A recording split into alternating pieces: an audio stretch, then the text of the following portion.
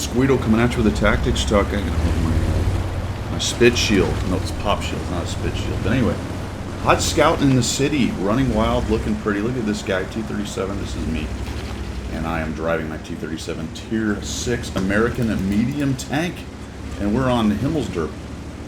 Cruising along in my automobile. Here we are on Himmelsdorp. We're going up the hill because it is an encounter battle, and that is what you do, my friends, if you want to win Himmelsdorp. Do not worry about the cap.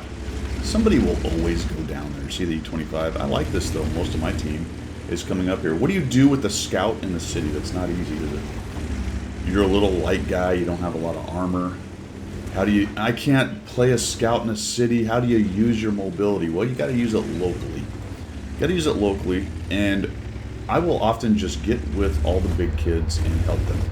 So here we go. We got another scout. What is he doing? He's taking a hit. There we go. So we put a little shot on him. I've got to watch to my left because if something comes barreling around that corner, I'll be in trouble pretty quickly. But now I got my mediums and heavies showing up, so I can start to think about supporting those guys and being that annoying guy. I want to be that annoying fly, that little speck that won't go away, just annoying the living heck out of the bigger tanks, because with your, albeit small alpha, but large firing ability, fast firing ability, let's call it that, fast reload, you can be extremely annoying, get in there and cause people trouble. And one thing the big guys will do sometimes is sort of ignore you. So we come in here and I got the T-29, and look at this, my entire team is stuffed the other team. So I'm going to pull up here and I'm going to support them, right? We got all kinds of guys here. I'm not the only tank we're going to focus on, right? So when I say support in the city with a scout, you don't want to rage forward and go, hey, look at me, I'm a scout. Guido said to support, and then let 3 or 4 big guys hit you, and then you're out of the game. What you want to do is come in here when you've got other support, and this T-29 is going to get super irritated by here pretty quickly. So we'll try to put another shot. That should have killed, but it didn't. And then he's like, no, I don't like you. You can stop shooting me, and we'll just kind of get down here and hide. And that's the nice thing about the mobility of the scout, is that you can get in these little places that maybe other tanks can't get into, both with the mobility and with the size. This happens to be a fairly tall, light tank, so it can be a little bit difficult at times to hide it, but you get the picture. It's a smaller tank. And then look what we're doing with the mediums and the light tanks.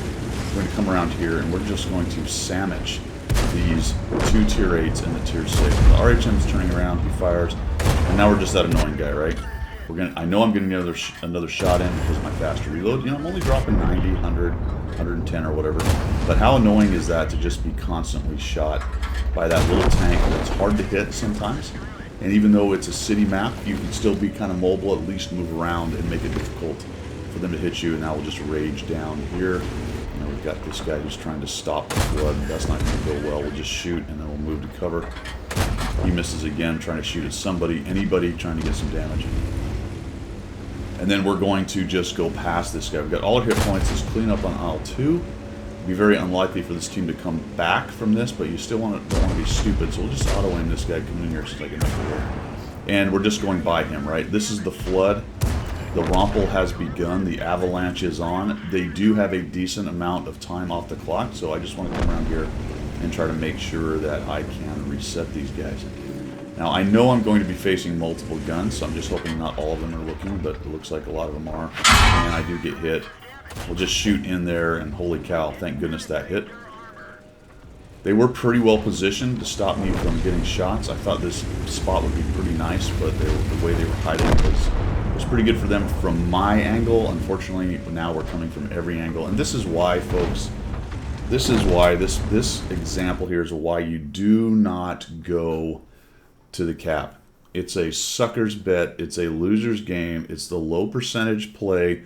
It does not work. When I say it does not work, remember I just said it's a low percentage play. If one day you went down there and got on the cap, it worked. Congratulations. That's the exception. I don't know how to make it more clear for people, but that on this map does not work, and this is exactly why. Exactly why. We took out the smaller force on the hill. The map is not that large. It's encounter. The timer takes a very long time to go through. I thought I was going to get a shot on this guy. The timer takes a very long time.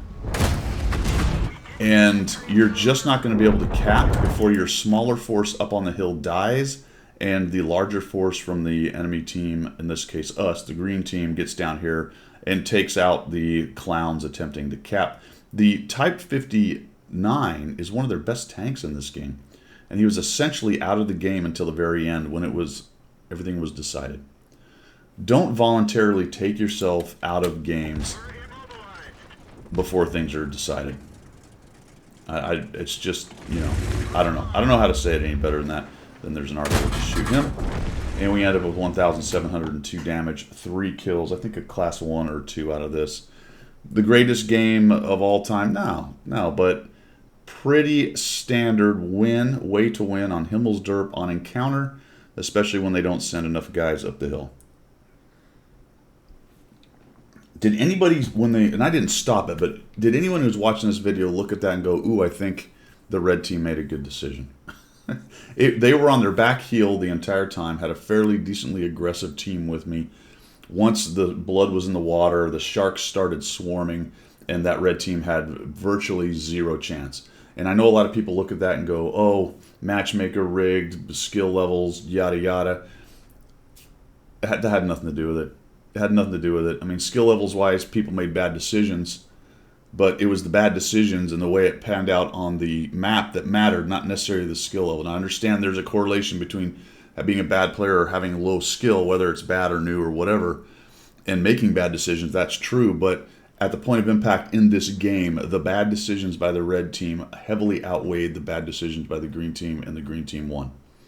And that's it. That's pretty much it. Plus, you can use scouts in the city. I'm not saying it's a great thing or you want to do it a lot, but if you can use them in the way that I did and you have some support with you, not always. Now, say I was on the red team trying to go up the hill with my heavies. Yeah, that probably would have been a bummer. The good news is I might have been able to get away and at least got a little bit more damage. So you gotta take the good with the bad with the scouts, but it can be done. Just watch how the match is rolling out. Watch how it is developing, and then try to adjust from there. And if it's going your way, get in there and get some damage. That's all I've got for today. Thanks for tuning in, guys. We will see ya.